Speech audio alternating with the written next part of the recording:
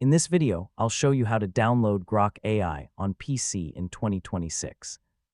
If you want to use Grok AI on your computer, there are several ways to access it depending on the apps and services currently available for your device. First, open your web browser on your PC or laptop and visit the official Grok website. This is usually the easiest way to access Grok because you can use the AI assistant directly from your browser without installing additional software.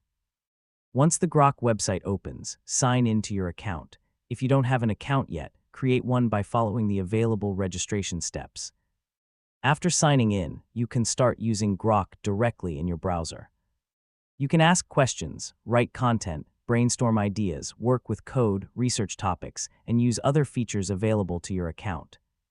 If an official Grok application for your PC or Windows version is available, use the official download source or the appropriate official app store to obtain it.